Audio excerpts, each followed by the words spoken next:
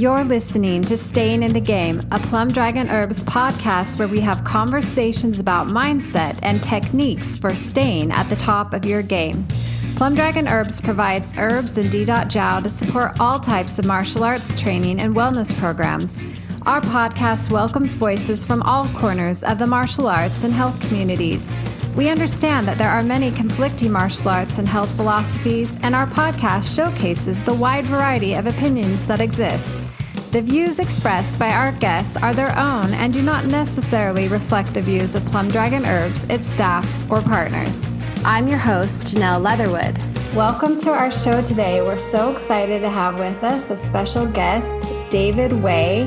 He's a 16th generation lineage holder of Wudang San Feng Pai and a global instructor of Wudang Daoist wellness arts and traditional Chinese acupressure massage. I would like to ask him to tell you a little bit more about his journey, including 11,000 hours of formal training in China. And so I'll just turn the time over to you now for a minute.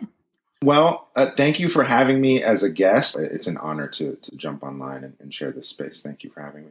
Yeah, absolutely. We're so glad that you could come on the show today. Yeah, I was warmly introduced by my Kung Fu cousin, my older Kung Fu cousin, Lindsay Wei. We both share the same name, but no relation.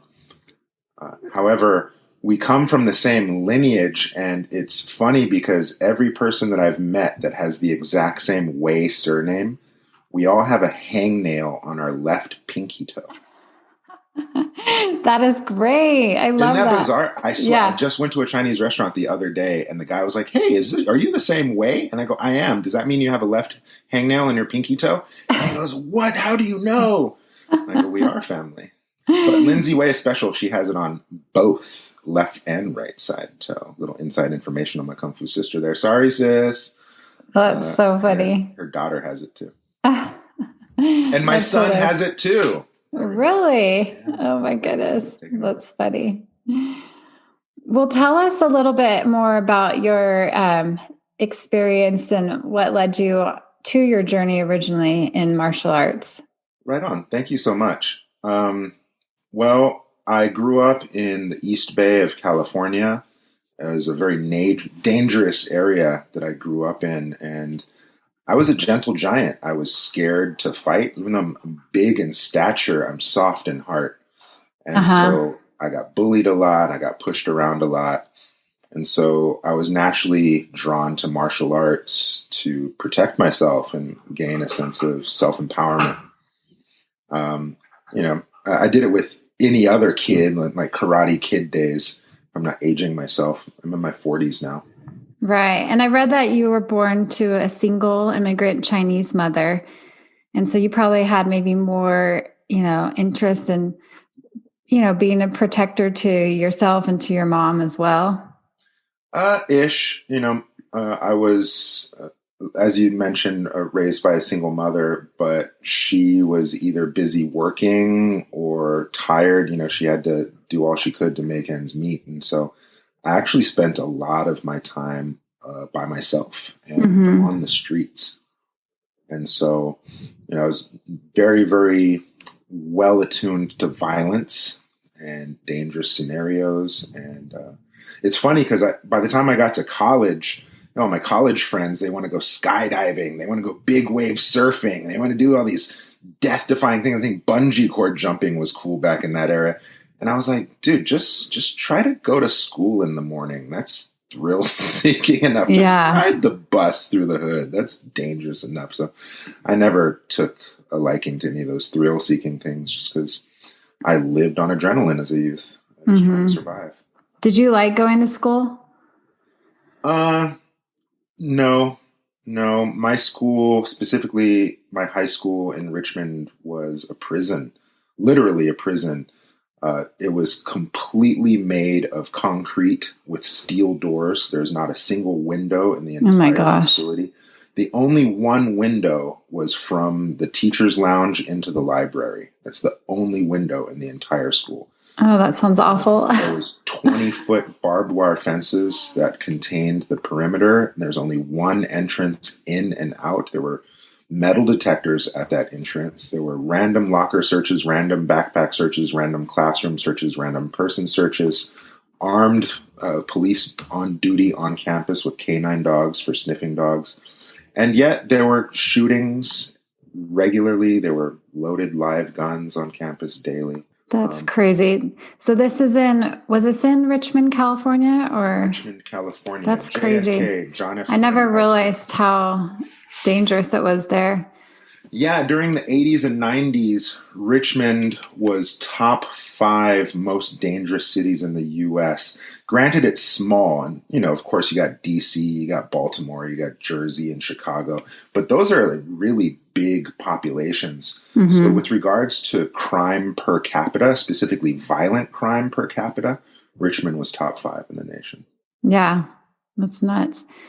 So, because I was going to say, for a lot of kids, whether their school poses a dangerous threat or not, just getting to school because of the emotional and social pressures that they feel is also a huge challenge, especially in today's day and age.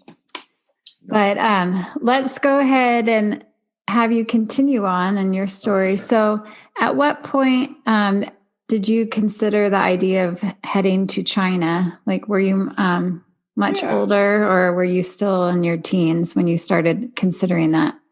For sure. Yeah, there was a few more steps in between. So I started martial arts as a youth. When I got to college, I chose martial arts, right? As a youth, I kind of just did it because it was there and it was a thing to do. But as an adult, I actually chose my school, chose my teacher, chose my system. And that was like a coming of age of sorts for me. Granted, it was still very martial, and I pursued martial for at least a decade or so. And it wasn't until I was done with college and I went to go see a Shaolin monk performance. They were doing these traveling demonstrations. And of course, like any, opening show, you have an opening act and, people to warm up the crowd. And before the Shaolin monks came on, there was this local Taekwondo troupe that came on to demonstrate. And their demonstration was funny. It was just like typical Taekwondo, where like a lot of ki-eyes and hi-ya, and they break the board, break the ice, break the tile, break this, break that. And something clicked in my awareness. I realized everybody was breaking stuff. Nobody was fixing anything. Mm-hmm. And how impressive would it be to break the brick and then mend it right there on the spot? And then so it made sense to me that my training was incomplete. Like, sure, I could break arms and I could break limbs, but I had no way of setting them. And I realized that breaking is easy, building is hard. And so I completely shifted my perspective in the martial arts, and I no longer looked at it as a fighting art. I looked at it more as a healing art. And that's what got me into like body mechanics, mobility training, pain management, acupressure, Tui Na, massage therapy, bone setting, and the like. Mm-hmm. And it was really easy for me to see that the same technique martially is the exact same technique medicinally, right? If I want to manually stretch somebody or pull a limb, if I do it hard and fast, it'll hurt you. But if I do it slow and soft, it'll be therapeutic. And so it's the exact same move. It's the only difference is my heart and mind. Mm-hmm. And so when that realization dawned on me, I was like, oh shit, it's more than martial. It's more than medical. If the difference is my heart and mind, maybe there's a spiritual too.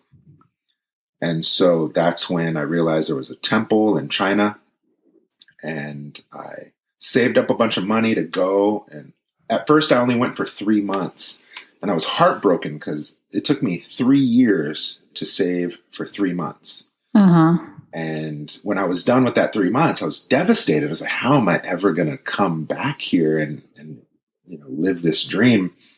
But I was very fortunate to come across some money, and I made it back as soon as I could. I sold everything I owned. I got rid of all my material possessions. I dumped my girlfriend at the time.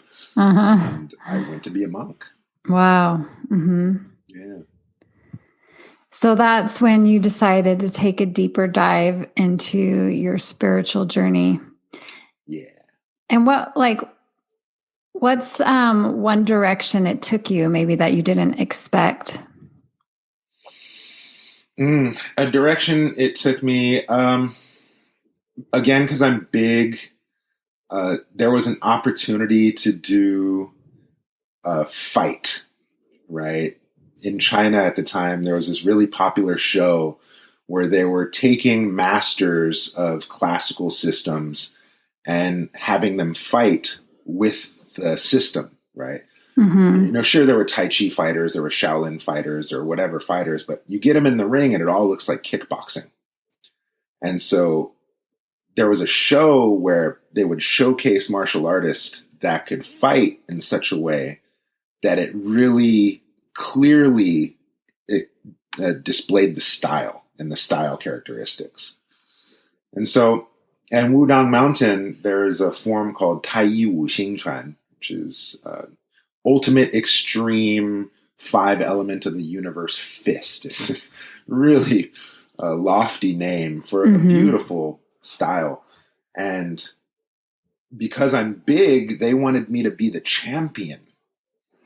And I realized that it would be staged. It would be a choreographed fight. It would be this fake thing. And did that bother you, or were you? Well, yeah, that bothered me on two levels. Like one, I wanted to be authentic.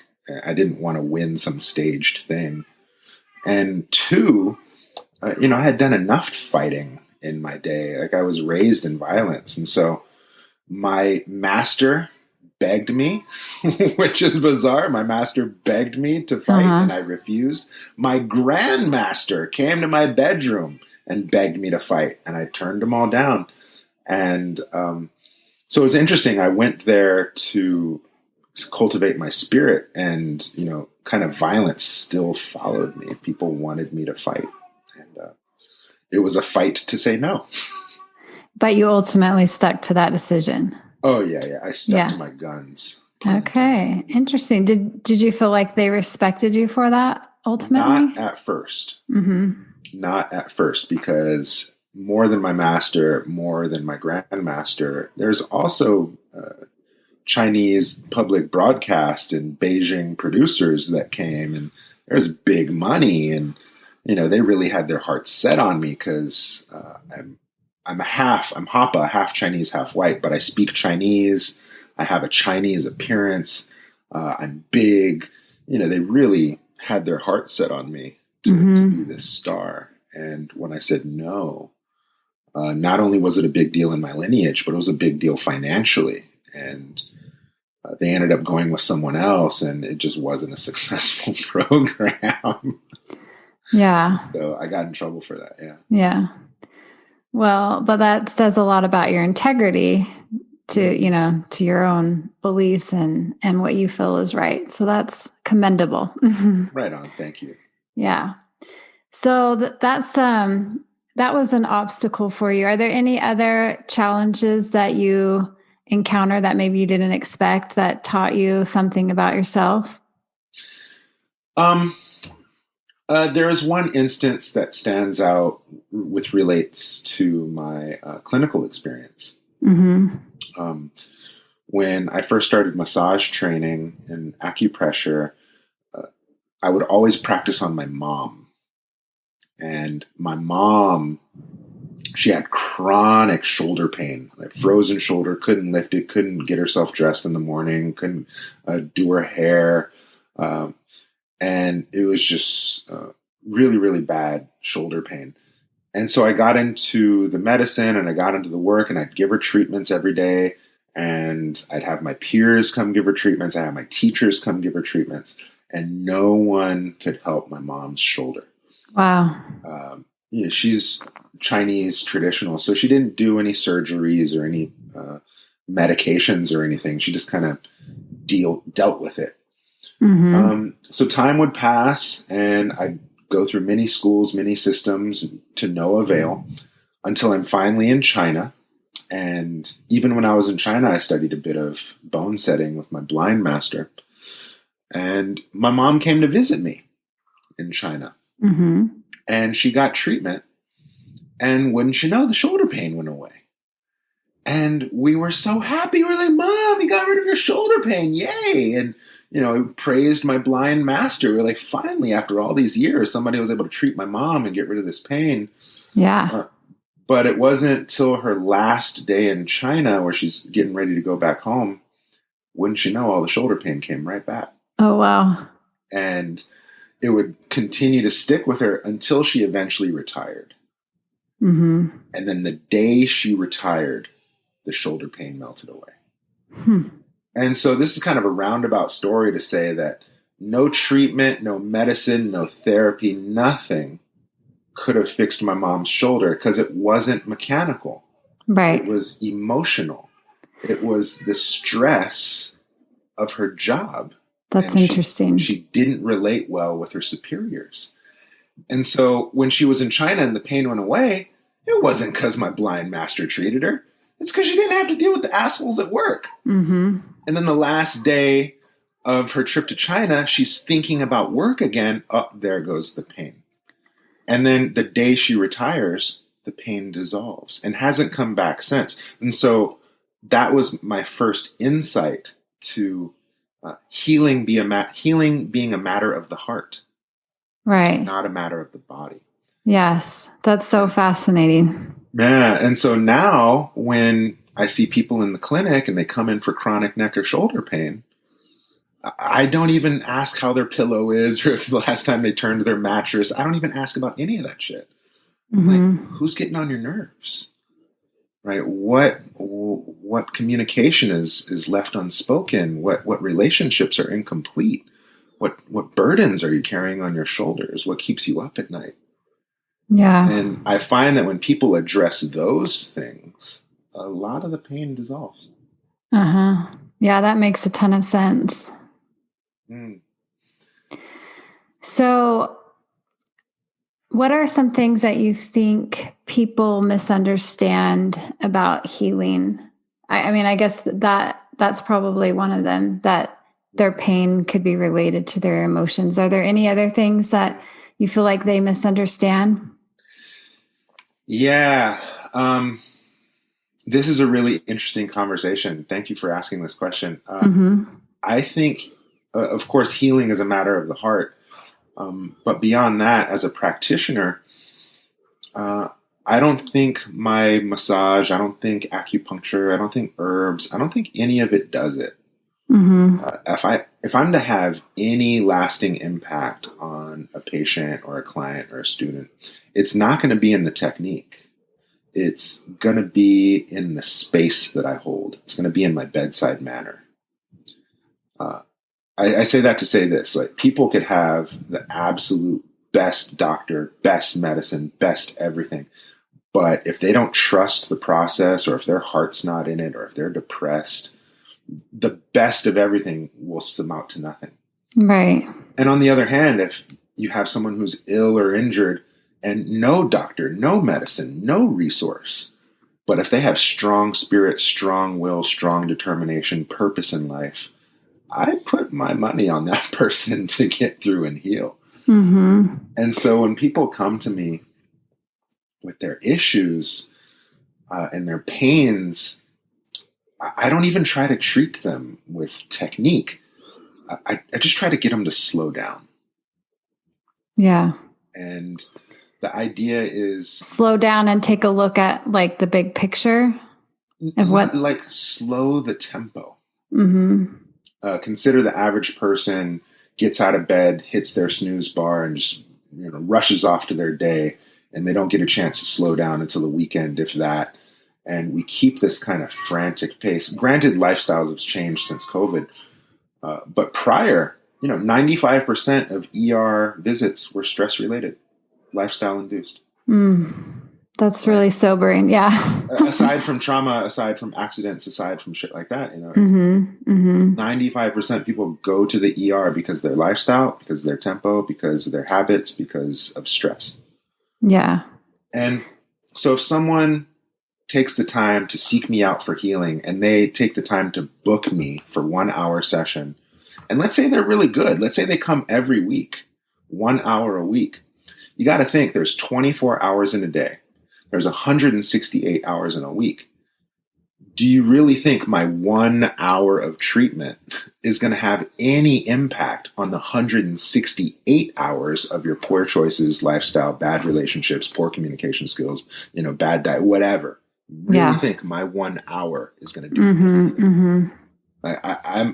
I have no ego around this. Like, I know I'm not doing anything. If I'm going to have any lasting impact, it's not going to be in my technique. It's not going to be in my treatment. It's going to be in my capacity to affect their tempo. Okay. Right? Because if I turn and burn clients one after the other, consider that's the exact same tempo that got these people sick in the first place. And so instead, I may book you for the hour, but have a seat first. How's your day going? Let me pour you a cup of tea. Can you smell the tea? Can you taste the tea? Take a sip. Follow the heat down your throat. Can you follow it all the way down to your stomach? How do you feel? Right? Just taking a moment to slow your roll, if you will, and using my Richmond vernacular, right? Slow your roll, ease the tempo a little bit, and the blood pressure goes down, the breath becomes deeper, the tension in the neck and shoulder relaxes. Nothing has happened outside of taking a sip of tea. Right. And medicine is already happening. Healing is already happening. Not by virtue of my technique, but by virtue of the impact of tempo. Right.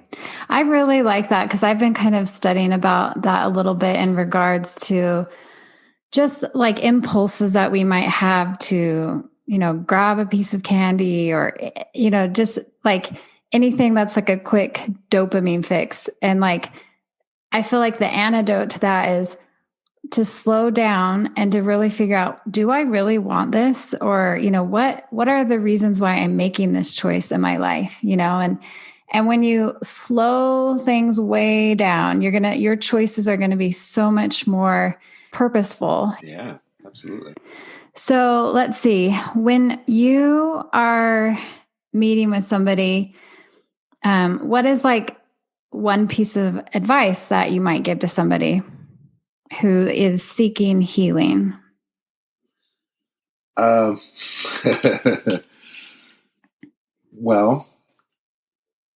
when people seek medicine and seek healing, I will often let them speak their story and share their symptoms and, their medical history and whatnot. And then I'll often switch gears and ask them what's working in their life. And my teacher would say that medicine is a conversation for sick people. Medicine is a short conversation for sick people. The pursuit of healing, the pursuit of medicine is a short pursuit in that if you go to fix something, there will always be more and more and more to fix. Kind of like the classic cars that you fix the carburetor, then you got to fix the brakes, then you got to fix the cooling, you got to fix it. As soon as one thing goes, it all just goes. And it's just a constant process of fixing and maintaining. And so our bodies are kind of the same way. You fix one thing, there's just always going to be another thing to fix because it's the nature of our bodies to age, deteriorate, and pass. And so if we're in the conversation of medicine, that is a short conversation for sick people. So my teacher would then say, forget about the medicine, forget about the healing. Let's instead have a conversation about celebration. That's so great. So you focus on what's working well. Yeah, focus on what's right instead of dwelling on what's wrong. And in the same way, I think, hippies will say, where your energy or where your mind goes, the energy flows, or, this kind of new age cliches. But there's a truth to it in that if I put my energy to fixing things, there will always be more and more to fix. But if I put my energy on celebrating things, there will always be more and more to celebrate. And in that regard, happiness and healing and, awakening or spiritual whatever, doesn't have to be some lofty goal at the end of a long road. If we step into celebration, heaven can be right here, right now.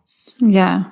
And so if I were to give any type of insight to my clients, I'll often have them do gratitude lists and write about things they're passionate about. Ask them when the last time they sang in the shower, when was the last time they danced in the kitchen, when was the last time they were creative, wrote a poem, drew something, painted something, sculpted something.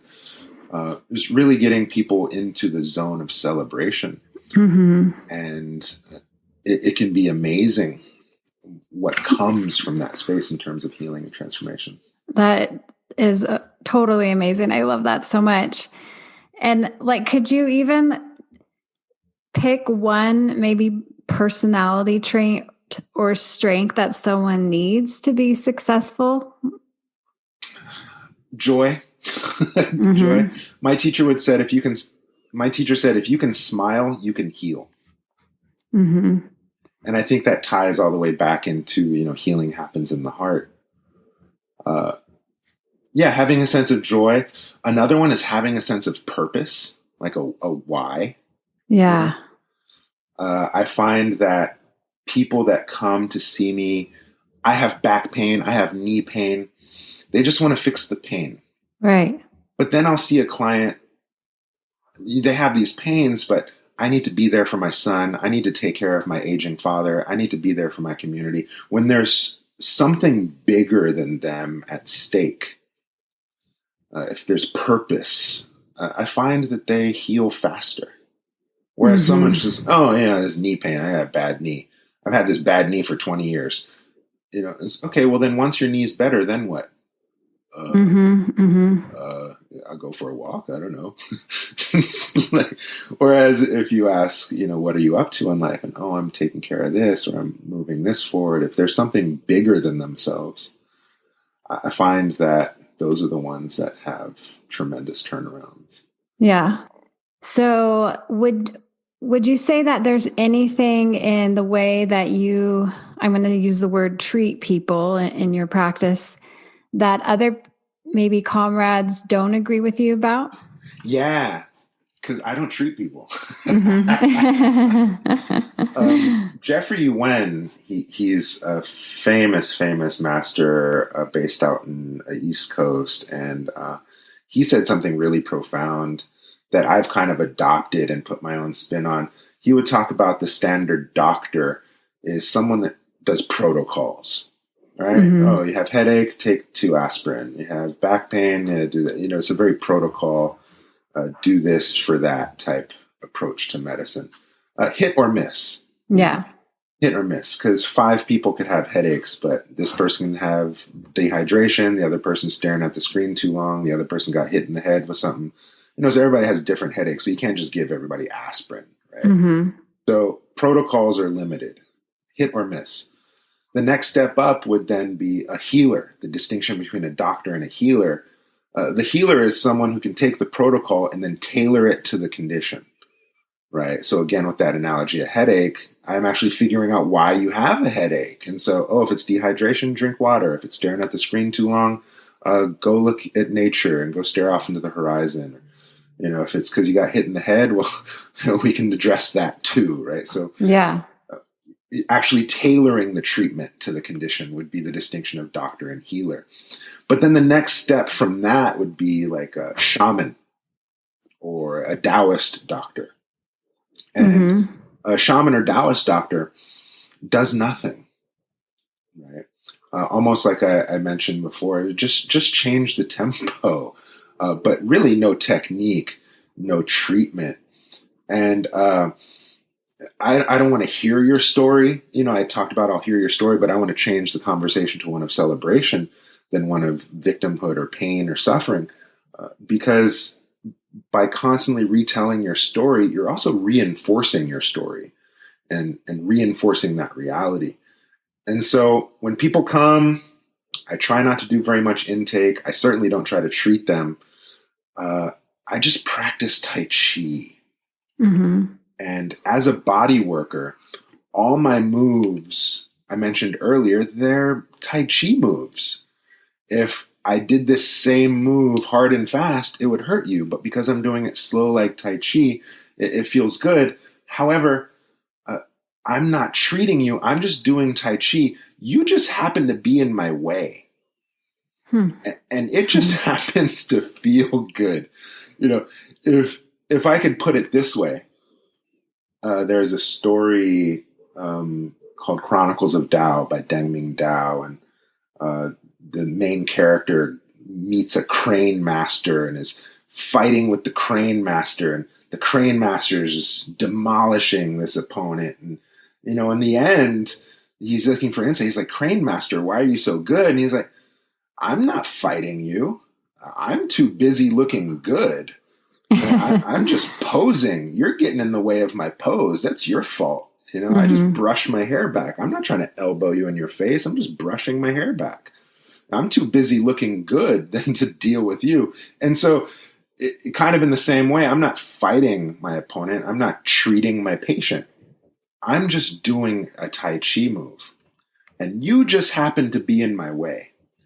And it just happens to feel good for you, so you just happen to pay me for my time.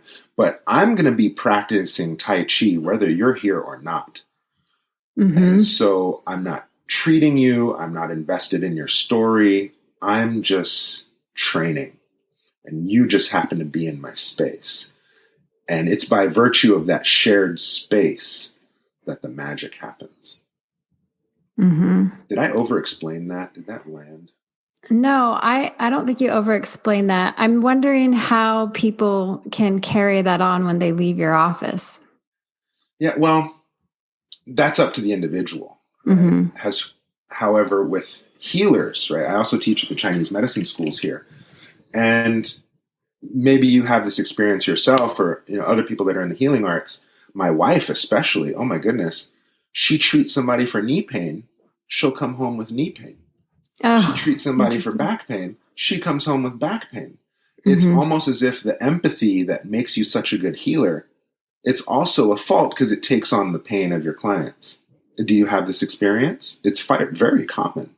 That's interesting. And so again, I'm not invested in you. If I can be at impact of your sickness, well, why can't you be at impact of my practice?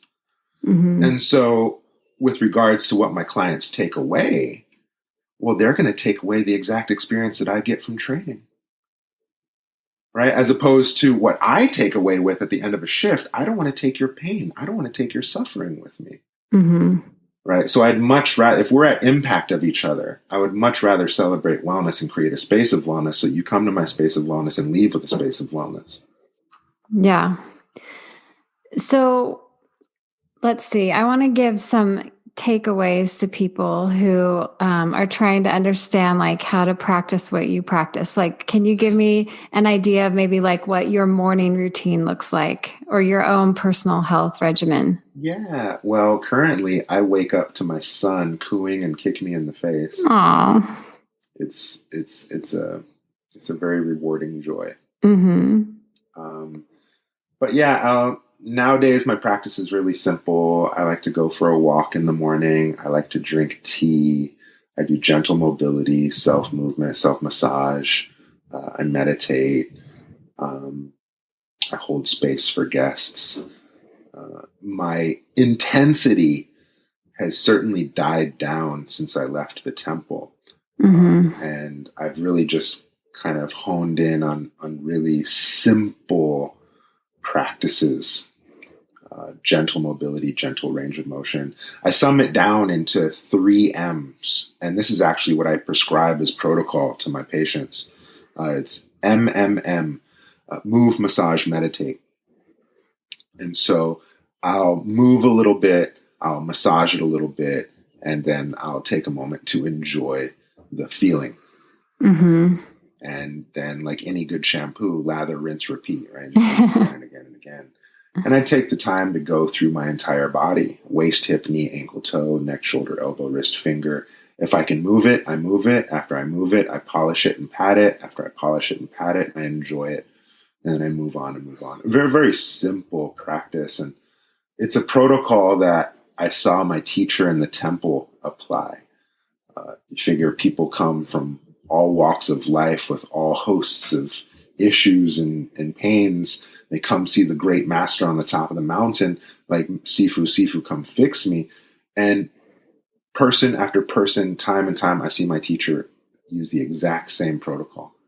Move a little bit, massage a little bit, rest a little bit, move, massage, meditate, repeat, repeat, repeat.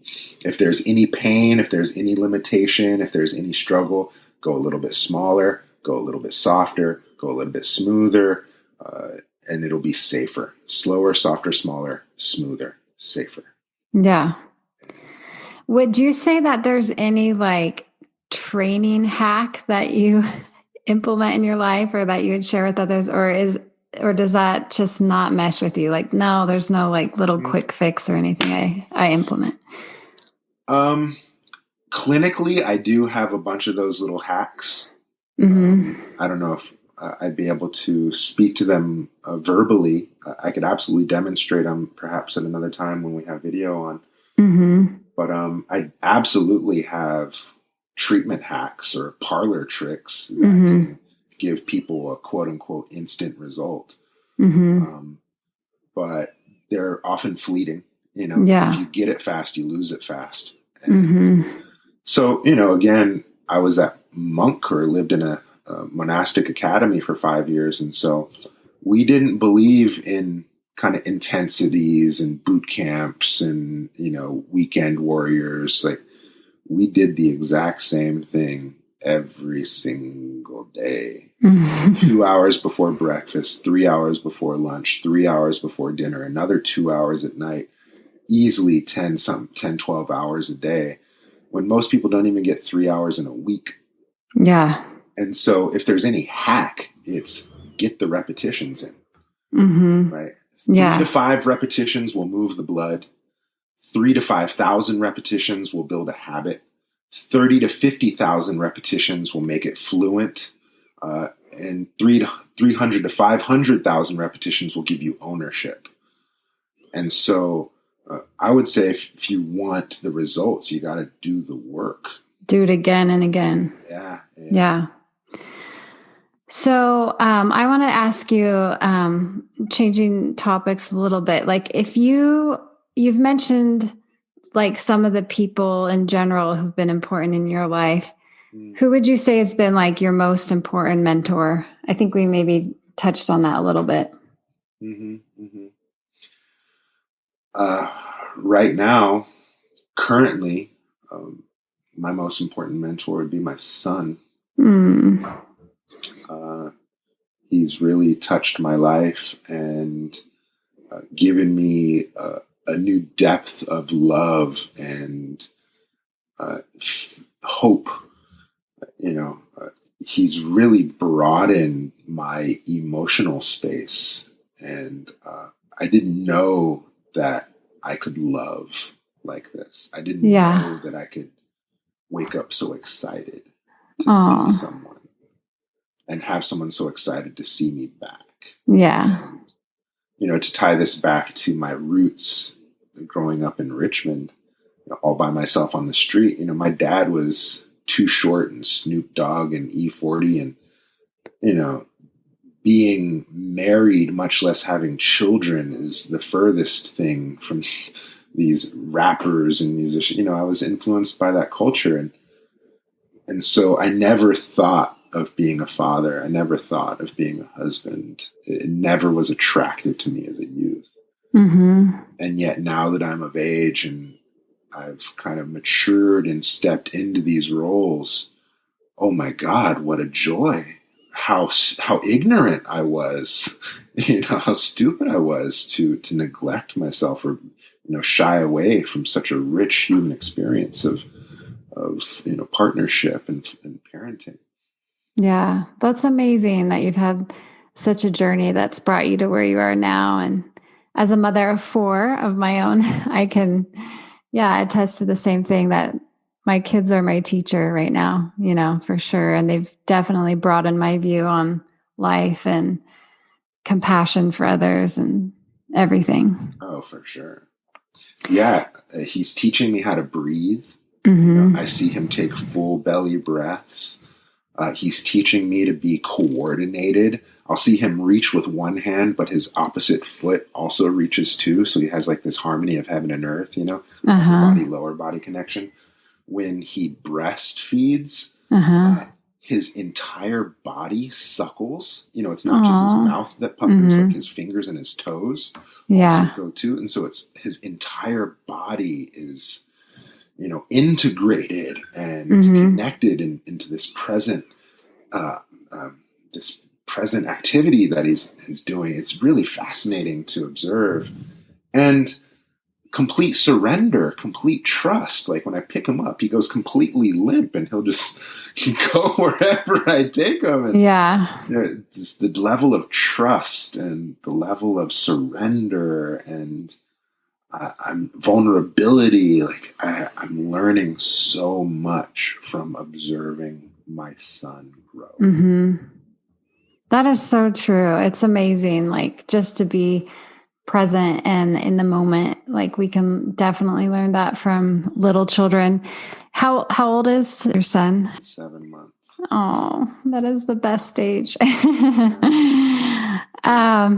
Last note, speaking of presence that you brought up, he's challenging me to be present. Because sometimes it's all too easy to just pick up my phone and scroll away at some shit. Right. But then he'll get fussy because he wants attention. And it's like, oh, yeah, let me spend more time with you and let me put down this. Right. And I mean, people might think children aren't teaching you to slow down. They're teaching you to speed up. But no, it's the opposite. Like you have to slow down your life and realize you have to plan for the unexpected for sure when it comes to kids. And that involves, I think, slowing down and being willing to leave space for people and time and, relationships. Oh, yeah. It definitely has us take inventory of our lifestyle choices, our habits, slowing down to like, we can't rush the baby to sleep. Yes. Slow down and rock and, your tempo is what's going to influence the child. And so absolutely the need to slow down and reassess and prioritize all of that. That's so true. Okay. So I'm going to ask you another question. If you could meet with any person, past or present, who would you choose? Wow. I guess I would want to meet, ask me again tomorrow. I'll probably think of a new person, but in this moment, first name that comes to my mind would likely be Zhang San Feng, which is my great-great-great-great-great-great-great-great-grandpa. Oh. This martial lineage. Okay. You did really good pronouncing the name earlier, San Feng. Oh, good. Good job, yeah. And so Zhang San Feng is the patriarch of our lineage. And he's often attributed to being the creator of Tai Chi. And so I wouldn't mind meeting him and kind of seeing if he approves of the direction that we're taking his lineage. Kind of give his blessing to know if we're doing right by him. Yeah. Well, tell me a little bit about the direction you're going with his lineage. My lineage is interesting because during Cultural Revolution, we were nearly wiped out. And, not just my specific lineage, but just any martial master during that age of the Cultural Revolution and the Chinese Civil War. It was a tough time. Communism where everybody gets treated equally and everybody gets the same. It sounds great in concept, but in application, there's usually a heavy hand that needs to come down to make sure everyone's equal and everyone's even. And that's rarely pleasant. And so with regards to the Chinese Cultural Revolution, sure, everyone has to be the same, but that means anybody that's different needs to be re-educated, put into institutions, killed, run off, or silenced. And so, if you were a farmer that could grow a special rutabaga, if you wore fancy glasses, if you were educated past a certain degree, you were special and you need to be leveled out. And wow. Mm-hmm. It was a scary, scary time. And so nearly all of China's heritage was obliterated during that time. And we're talking about the period of like 1966 for a decade. Ish, like, yeah. You know, because you also have the Japanese invasion, then you have the Civil War, then you have the Cultural Revolution. So it's like a big chunk of time that all of this took place. And Mao was thorough. He was thorough. Every valley, every mountain, everything in between. If you were different, you got leveled. And so after Cultural Revolution, after the dust cleared, they did a cultural revival of sorts, and Wushu became popular, and Jet Li released that movie Shaolin Temple, and you know, people started practicing in the parks again, and there was a revival of sorts. And so my grand master Zhong Yunlong caught wind of that, and he wanted to learn Wudang martial arts. It was in his neighborhood. He's local to the area. So he went to the temple. I want to learn Kung Fu, but no masters were there. Wow. And so he just stood outside the temple. This is the way that I understand the story. He just stood outside the temple doing standing meditation for 5 years, waiting. And eventually he caught wind of some monk that was a hermit up in the mountainside. And so he went to go find that monk, and then from that one master, he got pointed to another, and then he went on this wild goose chase, just all over China, all over Southeast Asia, Singapore, Malaysia, Taiwan, gathering the lost arts. And he wasn't alone. He had contemporaries that were doing it with him. But he was able to revive Wudang martial arts. Now, granted, a lot of the authentic Wudang stuff was lost. And so what he brought back was primarily Taoist stuff. So Bagua, not traditionally from Wudang, but he brought it over. Xingyi, not necessarily from Wudang, but he brought it over. And so a lot of these Taoist lineages that may not have been specific to Wudang were brought back to Wudang in an attempt to revive. So my Grand Master revived San Feng lineage. My teacher went and he systemized the material. So it's like, okay, if this is all the content, well, you need to structure it like this, progress into this, so you can grow into that. And he took all this revived material and he put it into a structure. And so that was the contribution of my grandmaster. That was the contribution of my master. My generation, I learned that system to the best of my ability. And I didn't even get it all. Wudang is too big for any one person. And so I just focused on the wellness. My grandmaster revived, my master systemized. I went and got the healing. Now I bring it back. And so, long-winded answer to your question of the direction I'm taking it. I want to see people apply it. And so if I have students, I want to see this wellness art applied to juvenile detention facilities. I want to see it applied in dialysis clinics. I want to see it applied in retirement homes. I want to see it applied in the corporate structure. I want to see it. I want to see people take this material and use it for something. And so by and large, kind of ties into my view in the clinic of having purpose, something bigger than you. Like, I don't teach people just to teach them because it's cool. I teach them because they're up to something and they need a tool to further their work. Yeah. And so that's the direction I'm taking my lineage is I want people to take this treasure of Tai Chi and Qi Gong and take these principles and apply them to their families, apply them to their neighborhoods, apply them to their school districts, apply them to life. That is so good. And so if people who aren't as familiar with you want to get more information, where should they go? You can check out wudangwest.com. That'd be my website. I'm slowly building it out. I'm doing it all myself. And so, bear with me as work and things are dead, but we're slowly growing that community up, and we have online instruction. And the other thing is we're opening an Oakland wellness center. And so again, we're not having that model of turn and burn clients.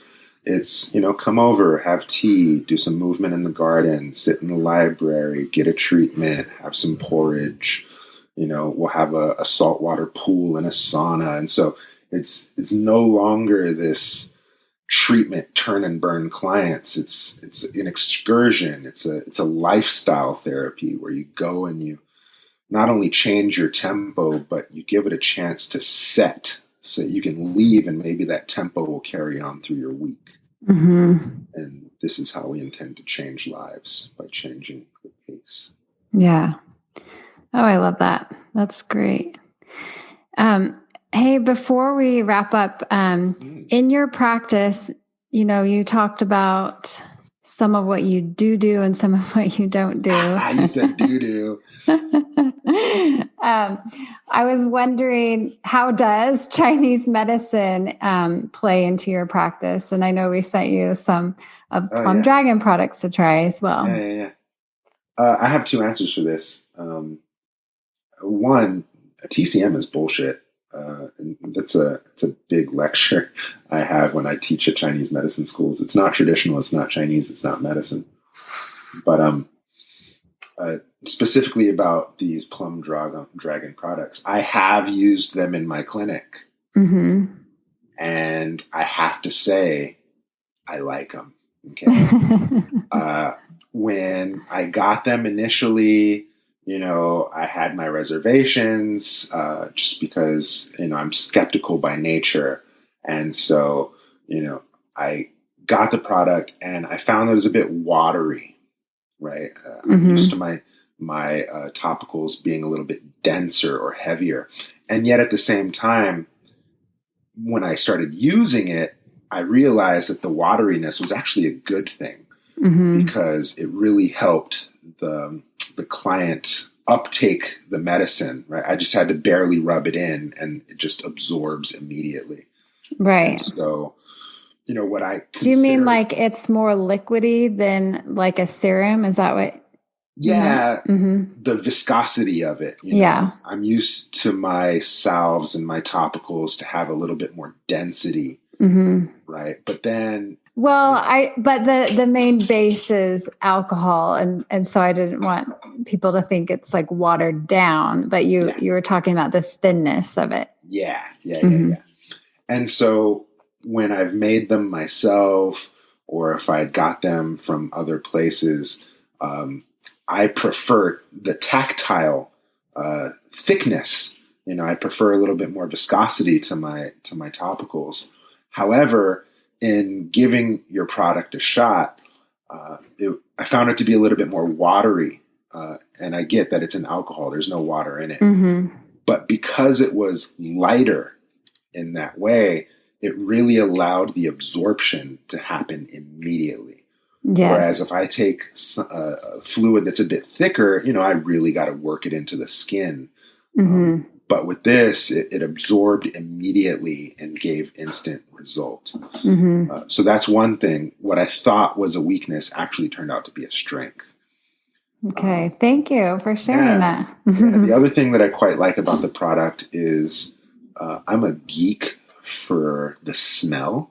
Right? And I just love the aroma of these Ditta herbs. And I lived in the temple, and so I loved the smell of herbs. I love the smell of herbs drying. And so using that product just really brought all those aromatics to my practice. And I love it.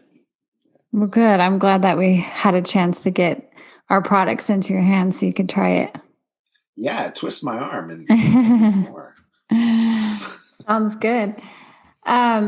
So what do you mean, though, that you think TCM is BS? Thank you for following up. This is a really, really fun conversation that was imparted to me by one of my teachers, Liu Ming, peace be upon him, who passed a couple years back. But he would adamantly say there's no TCM. TCM is bullshit. And I've kind of adopted that view. And it's the very first lecture I give when I teach at Chinese medicine schools. Mm-hmm. And first and foremost, the T, traditional. It's not traditional. It is protocol-based medicine that is very allopathic, symptom-based in nature. Oh, you have headache? We'll press Li4. Oh, you have backache? We'll press bladder 32. It's very protocol. And it's less than 100 years old. And so it is not traditional in the scope of thousands of years of history in China. 100-year-old medicine practice is not traditional. So I see. Mm-hmm. Not tea. The other thing is that it's not Chinese. Mm-hmm. China is no more China, or Chinese people are no more Chinese than a Native American is an Indian, right? Is it Germany or is it Deutschland, right? It depends who you ask. And so a Chinese person will not relate to themselves as a Chinese person. They relate to themselves as a Zhongguoren, a Middle Kingdom person. Mm-hmm. And so Chinese then, it's a generic term. It's a generic hat. And north, south, east, west, every mountain, every valley, everything in between, dry land, marshland, you have different ethnic minorities, you have different dialects, you have different languages, you have different practices, different values, different norms. And so to generically call all those different people Chinese is a disservice to the diversity of the community. And so it's not traditional and it's not Chinese. The last thing is that it's not medicine. Right. Mm-hmm. And the conversation of medicine is, what is medicine? Right? Who needs medicine? How long do they need it? When is medicine complete? These are challenging questions for people. And everyone's going to give a different answer.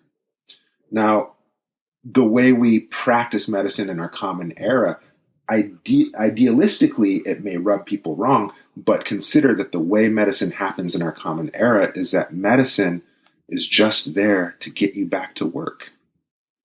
Who needs medicine? You need medicine when you can't work. When is medicine complete? When you can get back to work. Medicine is just something to maintain a status quo of productivity. Mm-hmm. It has nothing to do with healing your wounds, curing your ailments, resolving your conflicts, or helping you reach your potential as a human. Right? And so it's not medicine. It's just something to help you get by. It's not something there to help you grow. So it's not traditional, it's not Chinese, and it's not medicine. TCM is bullshit. Interesting point of view there. No, I'm glad you had a chance to explain that as well. And before we wrap up, is there anything else that you feel like I didn't ask that you wanted to talk about or that you didn't explain enough? Janelle, this has been an absolute joy. I am good. Really satisfied with the flow of this conversation. And I think we touched on some really amazing points, and they all kind of dovetailed and, called back on each other. And so I think we presented a really cohesive view to your listeners, and I want to appreciate you for having me on. Oh gosh, thank you so much. And I'm so excited that we could have you on the show. I'm grateful that Lindsay put us in touch, and I will be sure to make sure our listeners know how to touch base with you if there's any links that we can provide them to connect with you. Oh yeah, great. Yeah. So thank you for coming on our show, and thanks for your time, and we'll let you get back to your little one and your practice and all the things that you do in your life. Peace be upon you. Thank you. Bye. And thanks to all our listeners for joining us today. For show notes and more great tips, be sure to visit us at plumdragonherbs.com. And if you liked this episode, we'd love for you to share and subscribe wherever you like to listen. If this episode has sparked more questions for you, we invite you to check out our new private forum with Josh Walker as our moderator, where you can get answers to some of your toughest questions on herbalism and martial arts. Click the banner at the top of our website page for more information.